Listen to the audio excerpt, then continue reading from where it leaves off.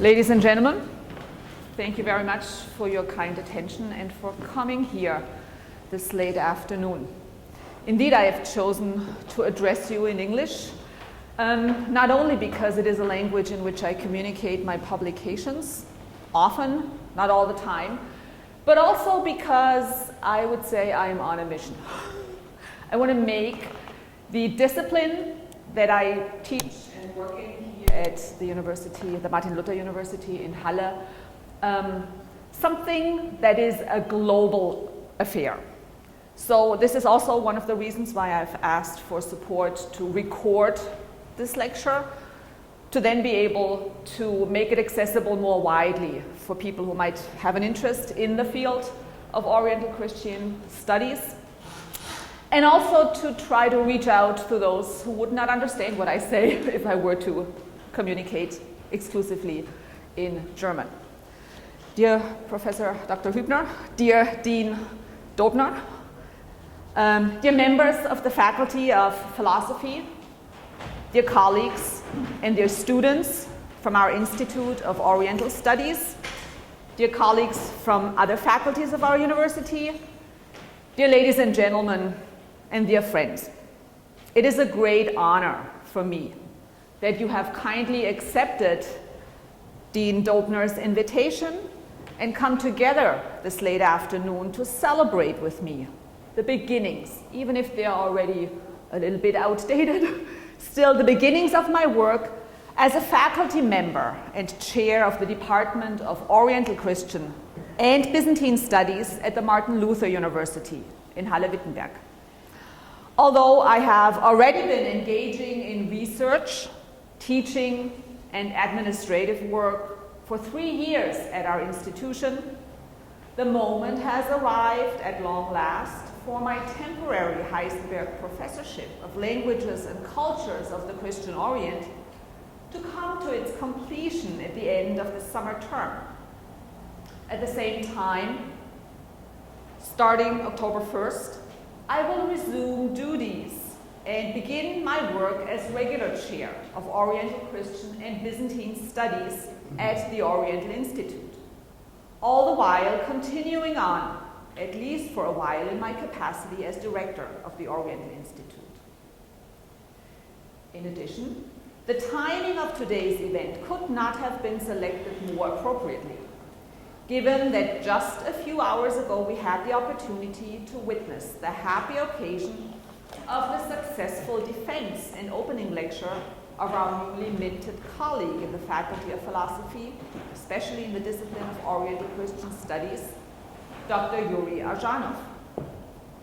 I would like to take this fortunate coincidence as nothing less than a prodigious indication that this seemingly small academic discipline of Oriental Christian Studies is showing, bit by bit, excellent signs of growth and success. Just about a year ago, at the same place, in fact, we were celebrating already an earlier successful habilitation in Oriental Christian Studies, that of Dr. Nestor Cavadas. The hard work, vision, and courage of these 2 young colleagues and their decision to contribute their energies, ideas, and professional careers to the work of building up and expanding the reach of our discipline, and to do so by joining their forces with those of my department, exude and embody vibrantly already the new spirit and the departure to new shores to which Oriental Christian Studies is on its way. Indeed, this discipline is at a critical, decisive, and at the same time an exciting juncture. I hope that my remarks during the following half hour or so, which will focus the theme of the interplay between dialogue and transformative processes throughout history and into the present, will be able to capture for you at least an inkling of that demanding, challenging, and more than anything else, that enlivening spirit of the discipline we are fortunate to celebrate today. In order to achieve my goal of familiarizing you with some of the fundamentals of what we do and how we do it, I shall first take you back a little bit to historical, indeed in this case also personal historical, and then methodological beginnings.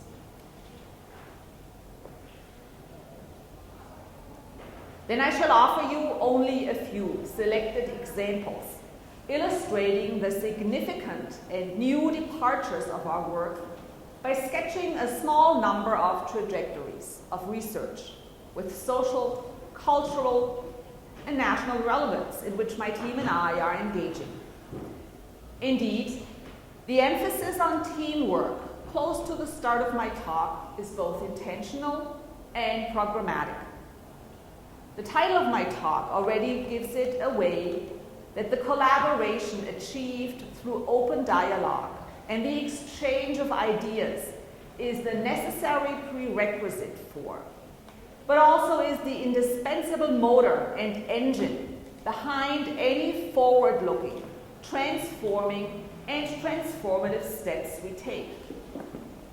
It almost goes without saying that the insight and vision I'm about to share with you are only possible because of the supportive contributions of my team at the department, consisting of my esteemed current academic collaborators, Ms. Hermine Buchholz-Nazarian, Dr. Andre Höhn, Dr. Robert Phoenix, and especially my dear colleague, Professor Dr. Armenuhidrost-Abgaryan. The secretarial staff, Ms. Langen in our most recent edition, Ms. Koschmieder, as well as our indefatigable, intelligent, and inquisitive students who have come in sufficiently large numbers, I would say. My sincere gratitude for their sustained cooperation and contributions over the course of the past 3 years is accompanied by my expression of hopes that we will continue together on our path towards higher and better grounds. Yet the insight into the necessity of dialogue and openness to what is new and different is grounded for me personally in much earlier experiences. I owe deepest and most profound debts here to my mother and father, who unfortunately passed away not too long after I returned to Germany from having lived and worked abroad for what in retrospect almost seems like a lifetime. During my childhood and teenage years, it had been at the family dinner table in my home when I was growing up on a working farm in a small village in southern Germany that no limits whatsoever were placed on the frequency and kinds of questions I was allowed and encouraged to ask. My father had a distinct, religiously well-informed perspective, no doubt. Yet he welcomed any questions I placed and never refused searching for answers with me. Luckily for me, a very similar spirit and openness towards unrestricted inquiry also prevailed at the grammar school and high school I attended. I will be forever grateful for the intellectual formation I received there, especially from my teachers in math, chemistry, Latin, history, German, and the visual arts. The formation I enjoyed during my earliest years of my scholarly career in the making was truly liberal and liberating. So much so that I dared to leave them all behind and seek for truth, and perhaps more so for the challenges of new frontiers across the globe and across the boundaries of academic disciplines. Along the way, I owe particular debts also to the support I received at the Catholic University of America through the academic direction and imparting of knowledge offered to me by my Dr. Father Sidney Griffith, as well as the professors Dr. David Johnson and Janet Timby, as well as through the work of lending the final hand to my formation process through the Habilitationspromotion offered by Professor Stephen Gero in Tübingen. My list of joint publications reveals already, without any doubt, that the most challenging and at the same time most formidable and honestly critical support along the path of scholarly inquiry has come from Dr. Robert Phoenix. It was never easy to work with him, indeed. It may very well be that the new key that I wish to propose for Oriental Christian studies with my current work was laid already into my cradle. Of course, this is an exaggeration.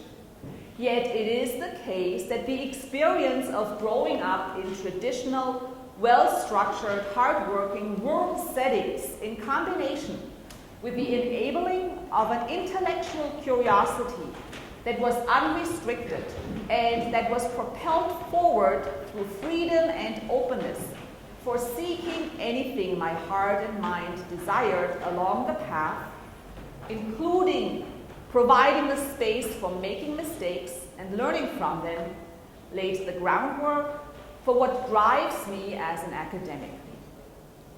It is also the basis on which I formulate where I see the new beginnings and the bright future of my beloved discipline of Oriental Christian Studies. I would like to sketch for you now, briefly, and by way of example only, what it is, what I think it can do, and how it may best go forward. The study of the intellectual and cultural heritage of Christians living in Southwest Asia and Northwest Africa became the subject of modern scientific study some 400 years ago. The academic discipline of Oriental Christian Studies was born out of the attempt of the Western European powers during the Crusader, Reformation, and Counter-Reformation times, and the colonial spirit to transform, through appropriation, the diverse world of Christianity east of the Latinate world.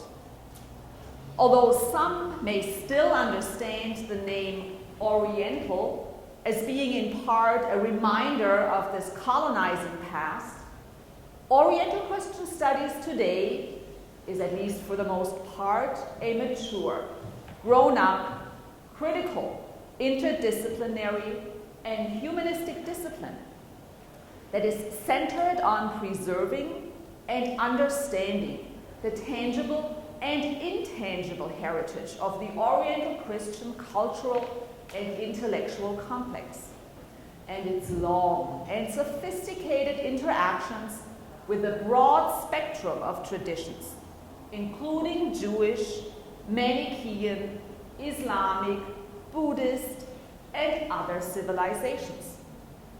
Freed now, again at least in part, from the narrower constraints of European religious politics, this field of study has been defined by many skilled and dedicated scholars. Germany always has been at the center and a center of Oriental studies more broadly, and Oriental Christian studies more specifically.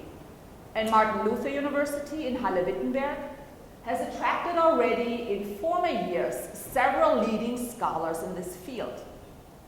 Even more so, it has been at the cutting edge of setting up new and dedicated chairs for the discipline of Oriental Christian Studies through the foundational efforts of my earliest predecessor, Alexander Böhlig, of blessed memory.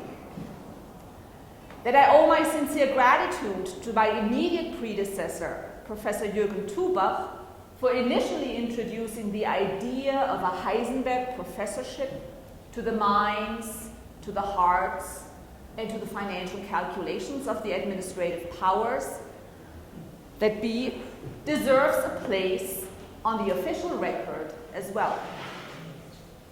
Yet we ought to cast our net more widely. Christianity is the paradigm through which several cultures continued their development in transformed and transforming ways, beginning as early as the 1st century. Christianity in its nature is a universal religion, established on the principles of a set of beliefs, an authoritative set of narratives, and an institution which is at the same time universal in its nature and local in its organization. Over the course of history, many of the cultures of late antiquity which adopted Christianity have disappeared with little trace and are known today only through historiography. Others have left some record, later to adopt other religions or be absorbed in cultures with a further reach, while yet again others continue unbroken into the present. The preservation and continuation of a religion as such, then, is one thing. The context through which and in interaction with which a given religion continues its existence is something else. In some settings, religion and a given culture may join forces so strongly and strictly that an entity that is to be characterized as a monoculture arises as a result. The desirability of such a development is perhaps questionable. Yet alternatives clearly are and were available. Over the course of the history of the Euro-Asian-African spatial continuum, a cultural pluralism was best preserved in the regions lying in the eastern part of the Roman Empire and beyond. The regions of modern-day Turkey, the eastern Mediterranean, the Nile River Valley, Ethiopia and Eritrea, the Caucasus, Iraq, the Arabian Peninsula, Iran, and the southwestern coast of India. The interactive map I show you here, as the result of initial programming efforts of Dr. Phoenix at our department, captures this diversity by way of color-encoded representations of the different language spaces that make up the geographical continuum I have just detailed. This illustration can give us an initial orientation with regard to both locality and philological diversity in the wider geography that serves for the most part as the regions of origin of the data that is at the core of our discipline. It is understood as lying geographically in the Orient. Yet that designation has perhaps more important and even more innocent roots than the merely geographical ones. Indeed, important bishoprics in this region have included since antiquity the name Oriental in their titles.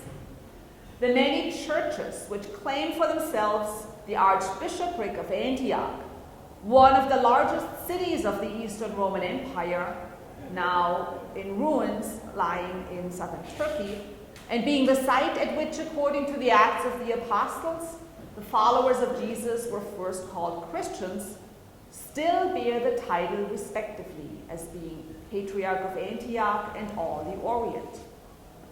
Among these, the Syrian Orthodox Church, part of the greater Syriac-speaking Christian tradition, has maintained since late antiquity an Archbishop of the Orient, to whom all the bishops across Asia, stretching by the 15th century as far as northern China, are subordinate. The ancient Church of Iraq, established in the 2nd century and maintained for 18 centuries through persecution and war, bears the official title, the Holy Assyrian Church of the East, and maintains its own Archbishop of the Orient. Thus, the designation Oriental Christian does incorporate not primarily an outsider's perspective, but the worldview of these Christians themselves, clearly reflecting more than a Eurocentric viewpoint. In order to be sustainable and effective, the study of these cultures seeks and has to articulate the correct focus.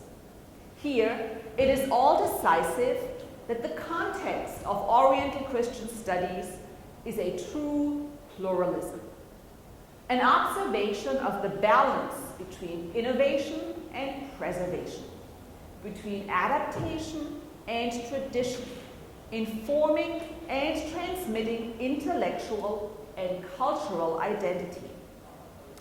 Christians of this region, ancient and modern, with identities reaching back to the earliest traditions of Christianity in Asia and Africa, form a cultural complex or a cultural continuum because they share many common historical, theological, literary, and social elements.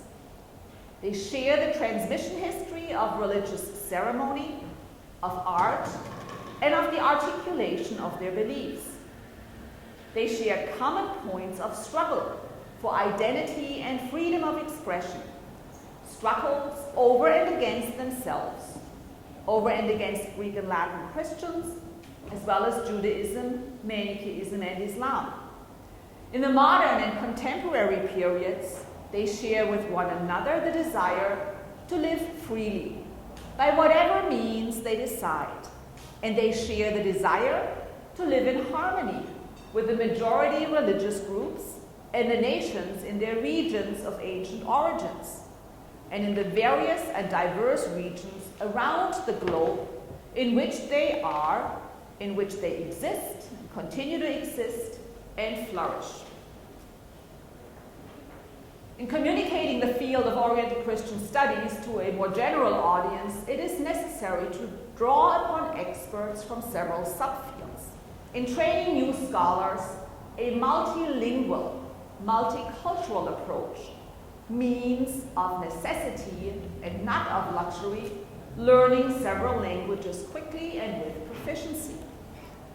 For assisting advanced research, an intelligent system we try to build must reason about texts in various languages and data from a very wide variety of artifact types, such as paintings, architecture, theological statements, bibliographies, and geographical locations in a way that does not discriminate about the origin of its data.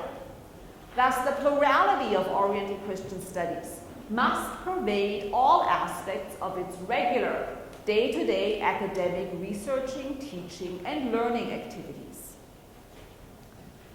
Existing initiatives in various subdomains of the Christian Orient, such as Syriac studies, Armenology, Christian Arabic studies, or Ethiopic studies, or others, are all important for the achievements they have made, not merely with regard to studying the philological and linguistic data of the texts and other verbal sources they have available, but also for their studies of intellectual and cultural traditions that are produced and continued within the respective language communities. Taken on their own and separately, however, these lines of study lack the essential, formative, truly pluralistic approach, which allows one to see the broader transmission of traditions across time, space, and religious and cultural boundaries. The interesting history of shared traditions and their transmission and development would be practically invisible if each Oriental Christian culture is studied in isolation, because even in the modern and contemporary periods, they are all reflections of a shared cultural, religious, and historical space with all its elements.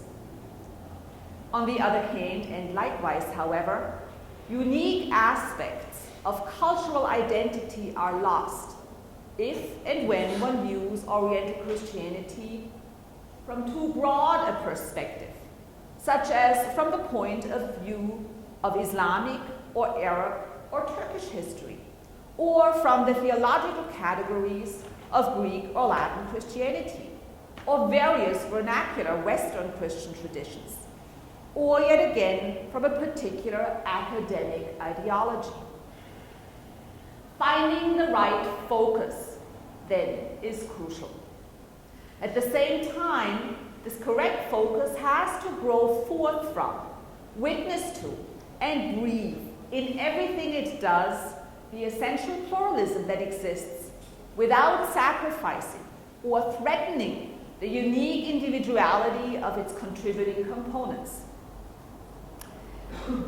If I were speaking as a Christian theologian with training in systematics, which I'm not and I don't do, I might want to say that the task at hand for the scholar of Oriental Christian studies in defining her or his home discipline is perhaps comparable to that of the scholar of religion who is trying to grasp, express, and practically work with the mystery of the one in three of the Trinity.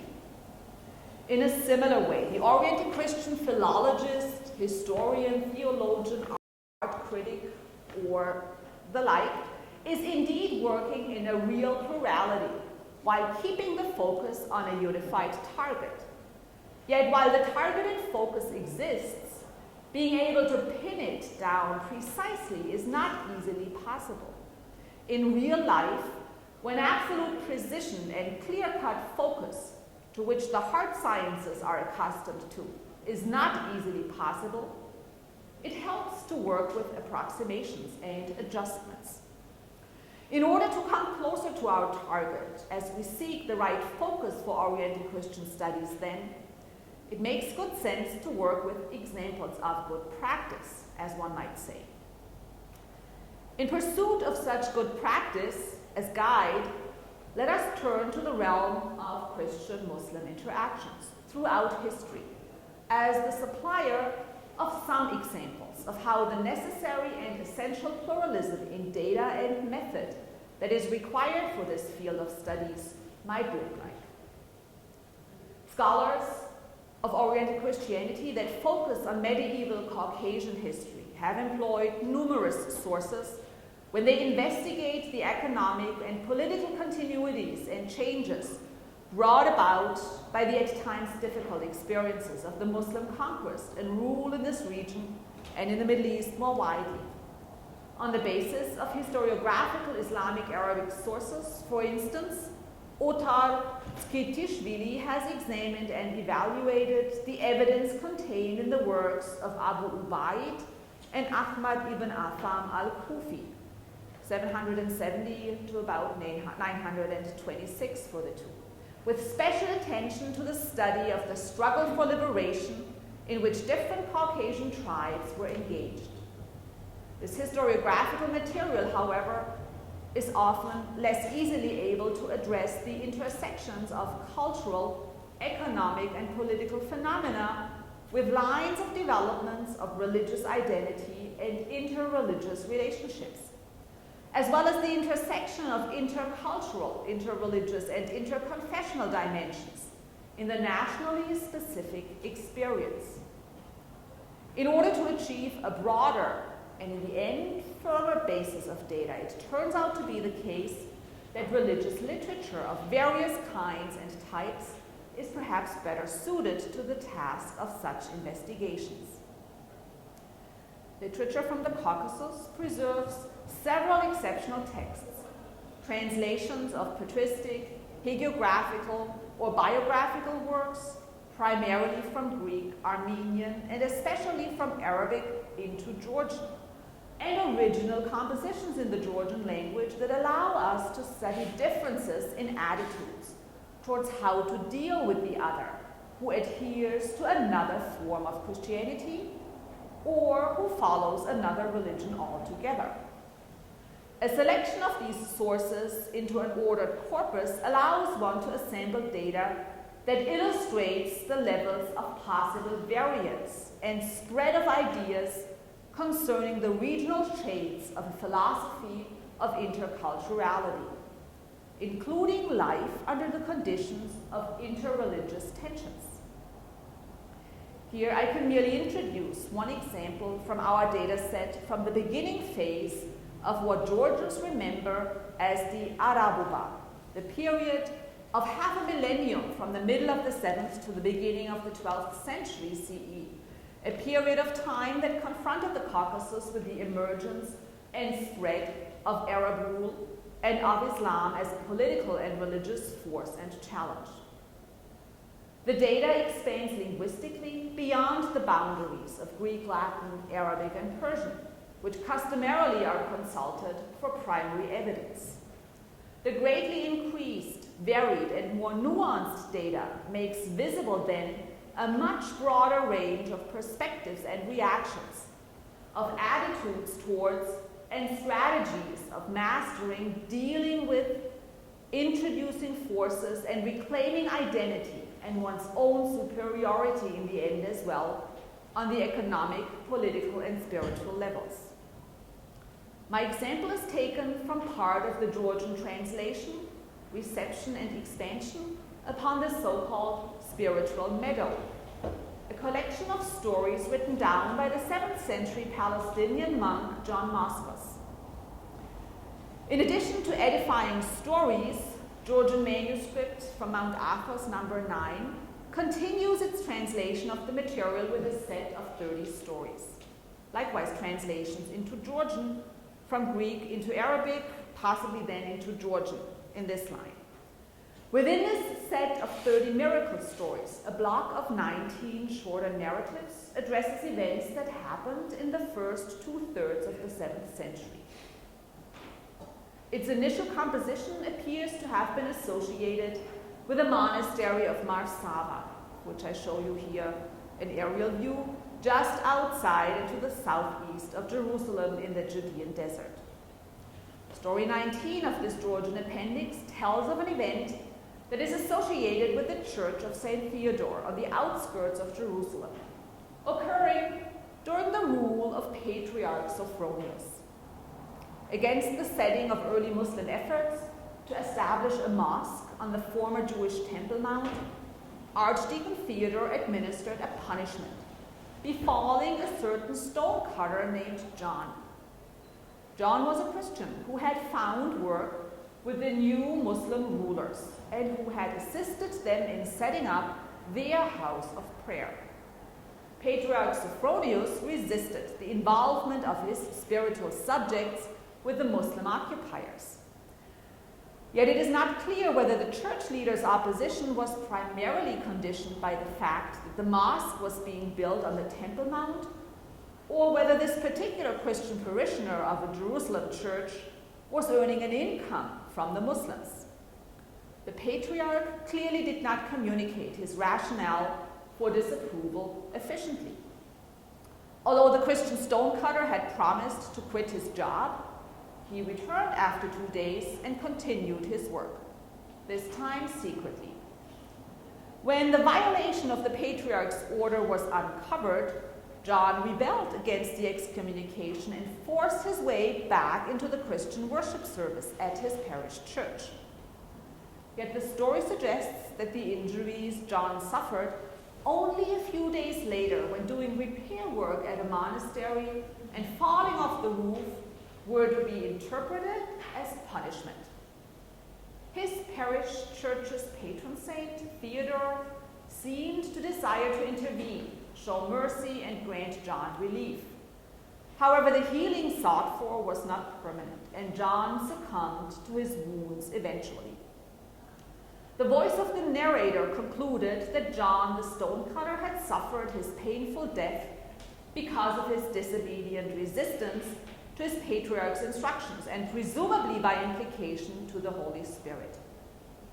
Although the setting of the story, and presumably its original telling, is in 7th century Palestine, in a milieu of speakers of the Greek language, the narrative was translated first into Arabic and eventually into Georgian. It is only preserved in Georgian in a manuscript from the 10th century.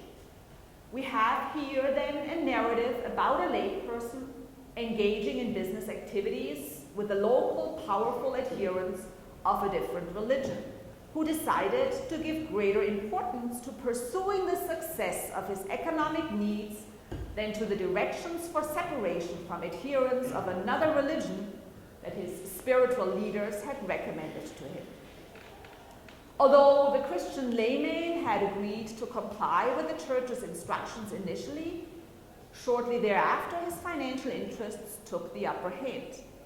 The story itself was written from the perspective of the Christian ecclesiastical side and took recourse to a narrative of punishment and eventual death that was inflicted on that layperson, even in such a way that heaven sided with the rules of the church and against the laymen.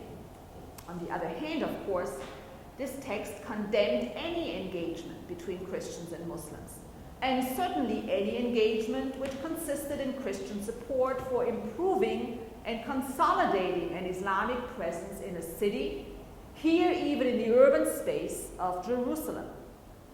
Yet this story also showed that such a perspective was not one that emerged naturally from within the realm of ordinary citizens in township life with one another. Rather, it was a position that was perhaps not so much negotiated, but enforced through particular religiously informed interest groups that worked towards protecting spaces in which they had gained prominence already, against the intrusion of potential religious competitors from the outside. The story clearly witnesses that regular citizens engaged in the affairs of their everyday life activities, here Christian laypeople, did not, at least not initially or pervasively, share that protectionist perspective. The text is preserved, as I said, in a 10th century manuscript. Yet it illustrates events taking place in the 7th century. At that time, Georgians were living in Palestine, even if their numbers were not necessarily overly abundant. The evidence is rather ample of frequent communications and diplomatic activities of monastic scribes in the Palestinian monasteries, where they regularly engaged in translating Christian sources from Greek into Arabic and then into Georgian, seemingly both for the benefit and for the instruction of Georgian readers, presumably in Palestine, but also with the intent to make them available back home in their native lands. Texts like the story of the stonecutter in the appendix to the spiritual meadow then served at least two purposes: that of giving the instruction about and direction in the matters of the relationship of Christians with Muslims to a local community that already actively engaged in such exchanges, and secondly, that of communicating such experiences, information about potential challenges arising from them, and cautionary warnings about them to a Christian flock back in Georgia in the Caucasus, a flock whose members at the time were just beginning to take first steps with experiences of the new religion of Islam. How and why to keep one's distance from the dangers of that new faith appears not to have been obvious to the regular consumers of hagiographical tales during the earlier years. Any necessary, desirable, or recommendable boundaries, it seems, had not yet been explored and built up. Oriental Christian Studies gains much from its analysis of this material. Not only does the perspective of Georgian language voices here add precious and corrective insights to the Greek local history of 7th century Palestine and the impact, as well as failure of impact, of social stratification with its exercise of power constraints on interreligious and intercultural contacts. The data that becomes available here also carries the potential to throw light on the motivations that direct and make possible cross-boundary interactions between culturally and religiously different groups during various times of their encounters. A perspective that has applications and relevance not only in the early medieval Middle East, but also in Western European settings of the 21st century, with a mass influx of migrants and newcomers from unfamiliar cultural backgrounds is presented through the media and perceived by some to meet with great resistance on the local level.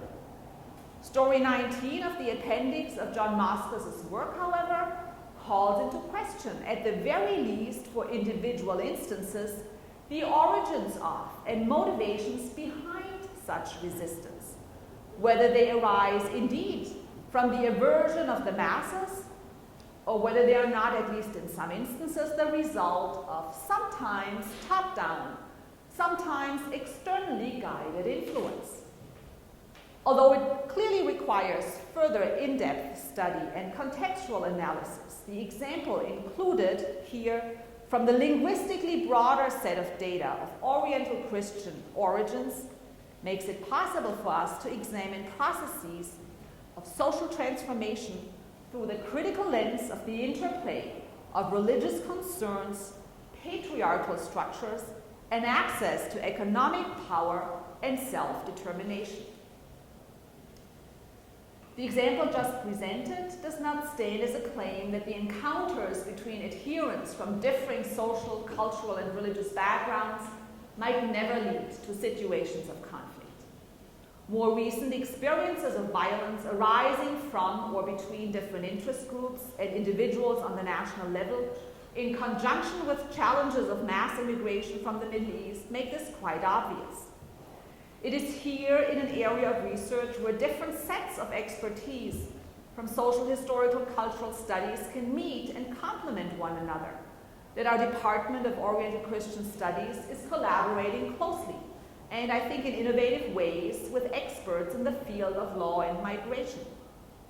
Joint research activities which we are targeting include efforts towards developing, for instance, a scientific mapping of the regional presence of Oriental Christian communities across Germany in order to intensify in meaningful and coordinated ways the necessary directions and concentrations of measures of integration through information exchange about the unique character, conditions of origins, historical and cultural formation, religious commitments, but also the potential and willingness for active contributions on the part of the respective Oriental Christian communities and individuals to the local and regional communities themselves.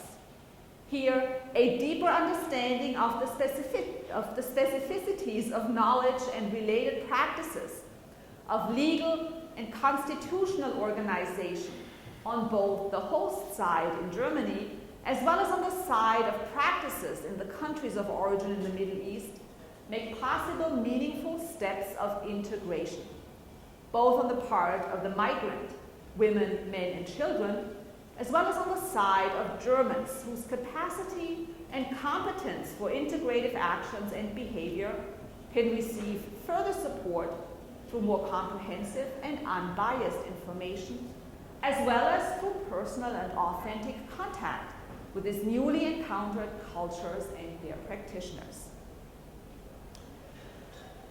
No matter what the starting point or main attitude is from which one approaches Oriental Christian studies, already from its very beginnings, this academic discipline was designed and destined for comparative work as its main methodology.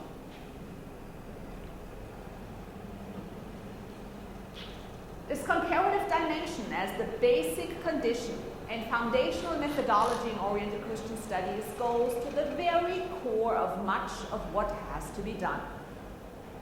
The area of comparative work on sacred scripture and sacred scriptures is one essential realm. Here the task is not limited to studies that extend beyond the boundaries of individual churches, reaching out to neighboring churches or neighboring denominations. The comparative perspective is and has to be strongly interreligious, with a particular interest in the traditions of sacred scriptures of the two further Abrahamic religions, the older brother Judaism and the younger one, Islam. Here in particular, I see some of the relevance of more recent insights gained through my research on the poetry and prose of Jacob of Sarug, who lived from 451 to 521. Jacob was a committed Christian, likely having been a monk from northern Syria, a spiritual writer and poet, and eventually he also held the office of Bishop of Batman, a region under the oversight of the Metropolitan of Edessa. When studying Jacob's oeuvre, I join others, but I carry further the work of laying open a considerable number of motifs and narrative traditions, which sometimes can be compared with passages in the Quran as close parallels, and which sometimes point to a common or closely related source which seems to have fed both. Going beyond the insight others have been able to obtain, my explorations of more recent times available and of the more recently available material from Jacob's pen has pointed to parallels between Jacob's memory and Quranic pericopes, not only on the level of individual phrases, but also on the level of narrative structures.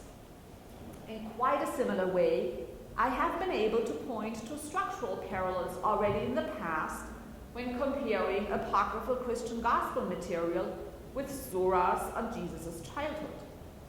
Uncovering several such areas of narrative intersections in diverse thematical realms provides mounting evidence and lends further support to the Quran's representation of itself as a proclamation that arose and was spoken into a context of intensive dialogue and debate with believers who preceded its own proclamation.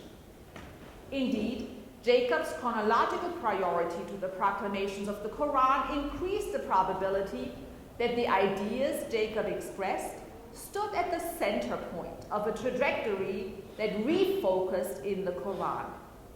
At the very least, then, Jacob's work merits close attention for any investigation of the interfaces between the late antique and early medieval Christian literature and the Quran as a foundational text of Islam.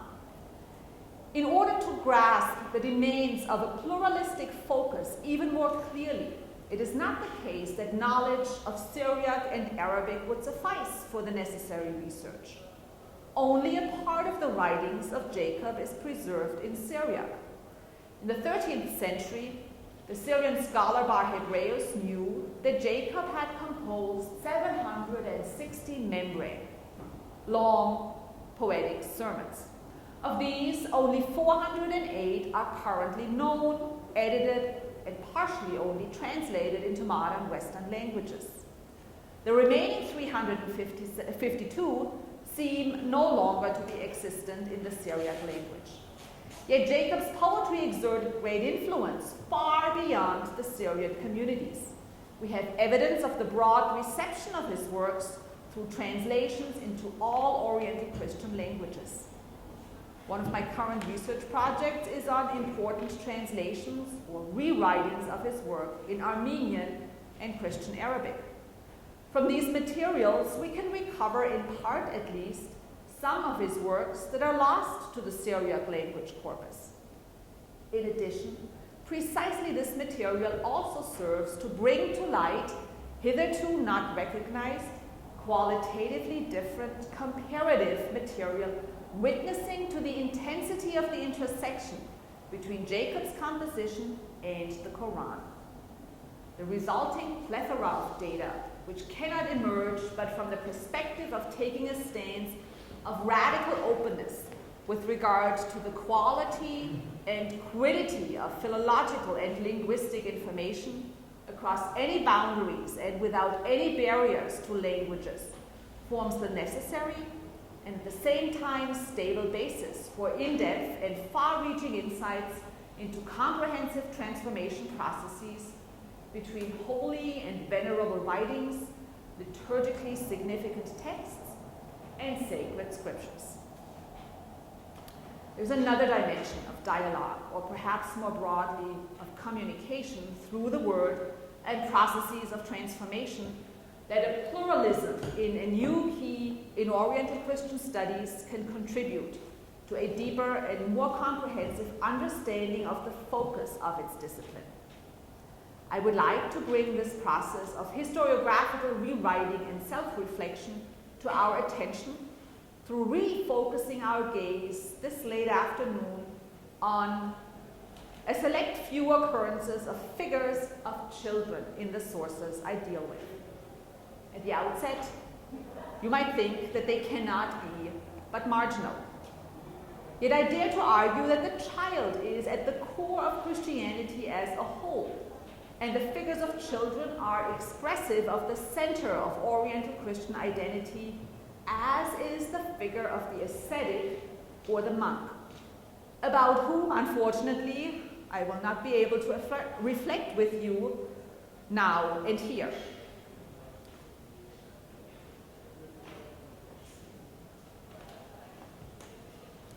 Oriental Christian art provides captivating source material in support of my argument. For example, in the arresting illuminations of the Annunciation and birth narrative of Jesus that have been preserved in the late antique Age Gospel, of which I'm showing you here the row of 3 subsequent illuminations. The Annunciation to Zachariah, the Annunciation to Mary, and immediately following this, not a child in the cradle, but the adoration of the Magi, with the figures of the wise travelers from the Orient coming to surround a darkly clad Mary seated on a chair and presenting to the world the child right in front of her and on her lap.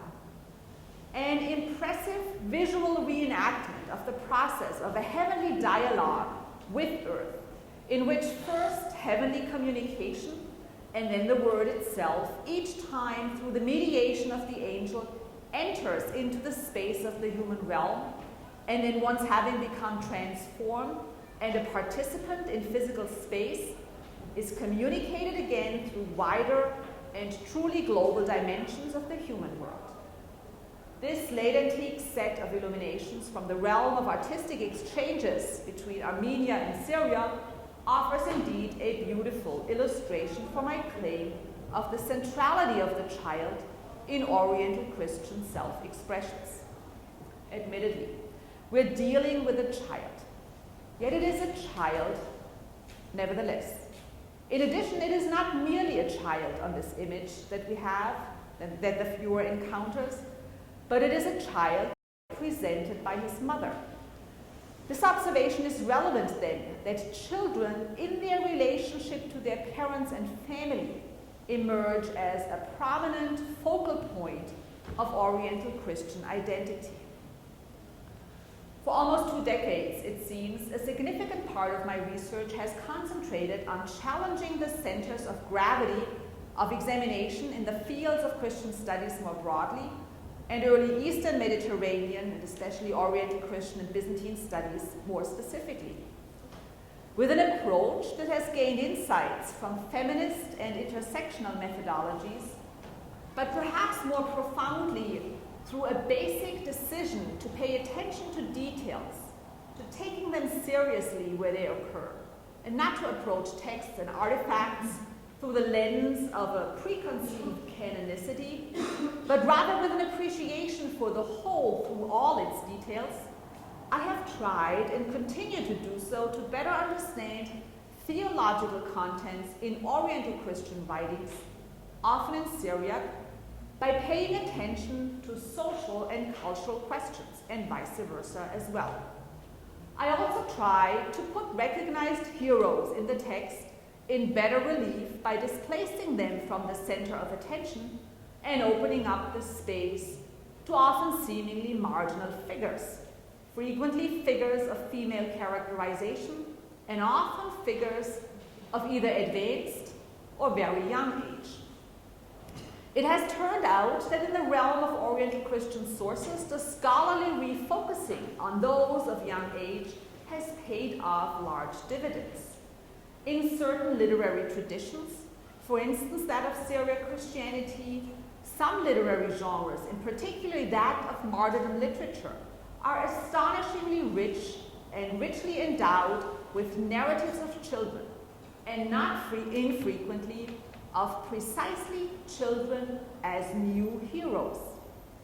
Here my research on the martyrdom of the 2-year-old Talia, who disputed the claims of the local ruler and who suffered violent oppression, for example by being boiled in a cauldron, the martyrdom of the young Jewish shepherd boy and Christian convert Abd al-Masih, or the martyrdom of the brother and sister Behnan and Sarah from the regions of modern-day northern Iraq, for instance, has been foundational. Yet you could go and read some of these studies later on, maybe not today, maybe tomorrow, on your own. Here, I want to call your attention to an unusual iconography of the figure of St. George I recently discovered. Typically, this leading saint of Eastern Christendom is depicted on horseback, often holding in hand a lance with which he is stabbing and thus defeating a snake, a dragon, or an anthropomorphic devil lying on the ground.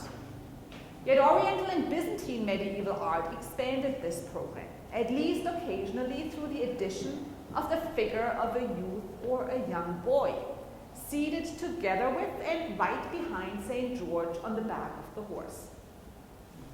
Once, my colleague Luigi Berto from Michigan had signaled to me this startling iconography on the basis of some evidence he had seen in Crete. We were both very surprised when on our recent scientific excursion to the monastery of Alla Verdi in the Kakheti region in southeastern Georgia, precisely this iconography of St. George greeted us from high above the main portal of the 11th century church. While the site is connected with the missionary work of Syrian monks, in particular that of Joseph Alla Verdelli, thought to have been active there in the 6th century, and while parts of the monastery complex date back to that early period, the establishment of cultural and religious structures at the site of the present-day cathedral, as they are accessible today, go back to Quiriki III of Kakheti in the 11th century, a time of struggles among Georgian nobility in the processes of establishing a united Georgian kingdom, and a time of struggles involving King Quiriki of Kakheti in particular, when Quiriki fought alongside Bagrat IV of Georgia, the Emir Jafar of Tbilisi, and the Armenian King David I of Lori against the Kurdish ruler Fatal II, the Emir of Aran, or the Shaddadid Emir of Aran, a region known in antiquity as Caucasian Albania and modern-day Azerbaijan. Above the entrance portal of the Cathedral of Alla Verdi, then, sponsored by our Kakhetian ruler as a figure fighting against the intruding Kurdish emir, we find the image of St. George riding on a horse, having behind himself the little boy sitting there on horseback, holding two vessels in his hands and accompanying the saint. Mick McTiernan has been able to offer some identificatory work on 3 different versions dating back in their earliest recensions to the 11th century that tell the story. The common elements of these versions regularly are the tale of Arabs raiding Byzantine Christian lands and capturing young children. When pressure is exerted on the child to renounce Christianity, the child refuses. Yet instead of being punished through killing because of his great beauty, the boy finds his way into some sort of menial service at the Arab leader's estate. When praying to St. George for salvation and rescue, one night the child experiences the saint appearing, snatching him away and letting him ride on the back of his horse to the people with whom he had lived before. When the child, however, was dropped off at that site where his family or other relatives had lived, the fellow Christians were shocked and scared, given that the boy on his return was still dressed in his Arab clothing. In other versions of the story, the child is dropped off in the midst of Orthodox monks at the monastery, among whom he then supposedly remained. In yet another version, the boy's mother and her prayers are instrumental in rescuing the child through St. George from the hands of enemies. In some stories, there are conflicts between Byzantines and Bulgarians that play a role. Sometimes the Byzantine context is not so strongly focused. The pictorial evidence at the site of the monastery of Alla Verdi, quite independent of whether or not the image we have preserved itself reaches back indeed to the 11th century, offers us ample evidence illustrating much of what is at the center of the new key with which to understand and advance Oriental Christian studies. At a site that claims to be in touch with important words and spaces of the early formation of Christianity in the Caucasus. Here the Syrian fathers and their missionary endeavors, yet also at a monastic site that prizes itself for redefining the necessities of carnal human relationships and transforming them instead into a new heavenly reality. A warrior saint engaged in the battle against evil comes to the rescue of a child. The child embodies the weak and lowly into whose service Christ called all of his followers. The child, however, also embodies the promise of the future. Without children and without mothers who give birth to them, nurture and protect them, the family and its continuity, but also the monastery and its monk, the elite level of Christian society is without a future.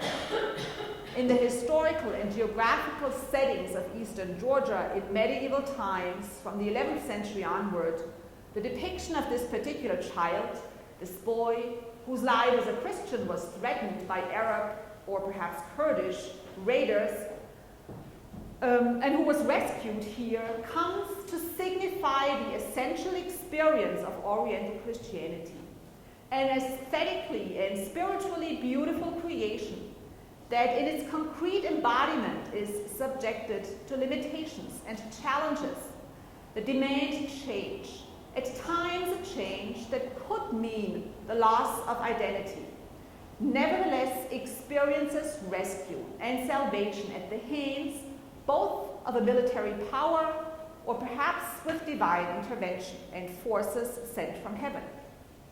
Yet the rescue is not the rescue of the old, aged person who soon dies and goes to heaven. It is the rescue of the young, of the one whose life still lies open before her or him.